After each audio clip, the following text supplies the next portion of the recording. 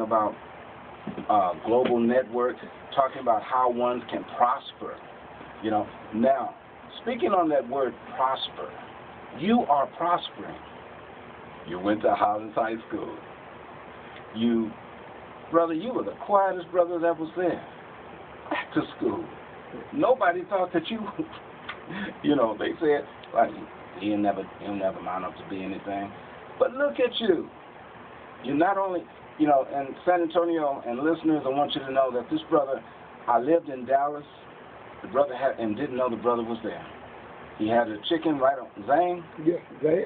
I was running a fast food restaurant, Zang's, Illinois. Zang's in Illinois, right off of 35. Went there all the time. Didn't know it was his until I came back and met him in the skating ring. That's exactly right. And I still skate to this day. Brother, my knees can't do what they used to do. But Brother Chatman, you're an entrepreneur. You're doing things in the city. God has chosen you. And you are, you know, your actions are speaking louder than your words. Because every time you turn around, you're doing something else. You're giving back to the community. Talk to me. Well, this is the community that raised me. And I tell people in a minute that by the grace of God, I'm glad to be where I am, but I'm yet to go where God's going to send me. And it's a must that when He sends me where I'm supposed to be, I'm prepared for the task at hand. I'm fortunate enough to run into a lot of people that I say are emerging entrepreneurs. I say future millionaires, but sometimes they're future millionaires, they don't even know where they are. We have great ideas, great concepts that we sit on. And because we sit on, through time someone else comes up with them.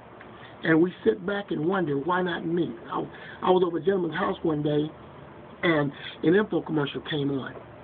And we were looking at it, and he said, man, I thought about that years ago. And I looked at him. I said, let me get this straight. You thought about that years ago. I said, why come you didn't act on it? He said, well, I'm not worried about it because, look, they're only asking for $4.99. And what I said was, you have to understand something. This is an info commercial. Every single day, if not hour, millions of people are looking at this. If he just sells 1 million of it, he's over $4 million. Come on. And the only thing you got to do, only thing you have to show for the idea you came up with was a lump on your couch to show people where you never left. I sit back, and there are so many people with awesome ideas. And I always tell people, understand something. You could have a great idea, and your own friends will tell you it'll never work. And then they'll turn around and say, but it will work if I'm involved. And I tell people, you have to understand, there are some people that know they can't go anywhere, so they look for someone else that is going somewhere. I remember a gentleman, when I was putting my restaurant together, he stopped by, and he asked me, he said, what is this place going to be? I said, it's going to be a chicken restaurant. He said, you know, there are chicken restaurants all around. I said, well, I'm going to make mine different. So he left, he came back, and after we opened up, my place went boom. And he came up to me one day, and he said, you know what? I want to be a silent partner. And I said, beg your pardon? He said, I would like to be a silent partner. I said, let me tell you something about silent partners. They're silent. when you need help, they're at home watching TV.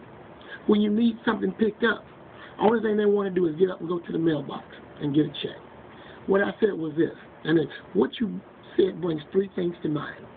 1, out of the both of us, I'm the only one know what I'm doing. 2, is I've already got the financing. And when I turned around and walked away, he called me back and he said, what's number 3? I said, could you remind me what I need you for? A lot of people have unlimited possibilities. Yes. But they don't build on they don't understand what lengths that they can grow to. Because, you see, if you're around someone that tells you you can't succeed, if you hear it over and over again, you'll tell yourself, well, no one's expecting me to succeed anyway, so I don't need to try. And I tell people in a minute, what you don't understand is, unless you've made $80,000 a year, you cannot miss $80,000 a year. And why? You cannot miss what you never had. Now, what I tell people is this much, and that is, sometimes we get to the point where we say, well, I never had it. It's only because you gave up. And when you surround yourself with people that can remind you you can't make it, you have to remember something, and that is, if you make it, you remind them that they're a failure. And it's easier to make you look like them than for them to raise up and look like you. When I was getting ready to put my restaurant together, I told my cousin, he was sitting on the couch, and it was 3 cousins, and I told them that I'm getting ready to put together a chicken restaurant. He jumped up off the couch, and he said, don't do it. You're going to waste your money. And I said to people, to this day, I thank God I'm hard of hearing in that ear. Because had I listened to him, I would not be where I am. And what happened was, after we opened up, he would come by and he'd sit down and eat, and come by and sit down and eat. And then one day I went up to him and said, you know what? What you said was correct. And he said, yeah. I said, yes, what you said was correct, but you used the wrong pronunciation. He said, oh, yeah. I said, yes. See, you felt that since you couldn't do it, that I couldn't do it. And you have to understand something. Words can build up or destroy. And I choose to build in my word. Every single day I get up, first thing I do is I get in the Bible. I get in the Word. After I get in the well, first of all, the reason I get in the Word is because I know He already knows what's going to happen that day.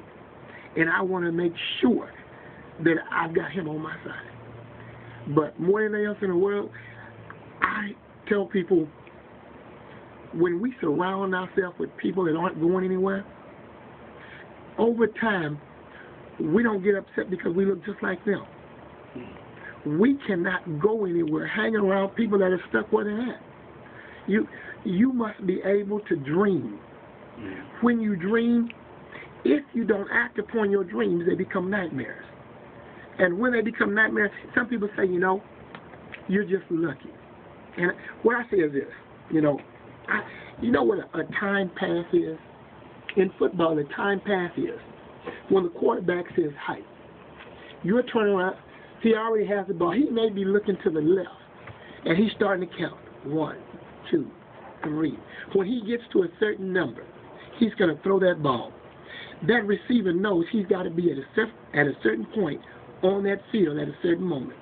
Now, if he's not where he's supposed to be, that first of all, it could be a dead play. Second of all, somebody else could be where he's supposed to be, catch that ball, run for yardage or a touchdown. Now, some of us, Jesus has already got the ball. He's already stepped back. Talk to us. For some of us, the ball is just leaving his hands. For some of us, the ball is already up in the air. For others, the ball is on its way down.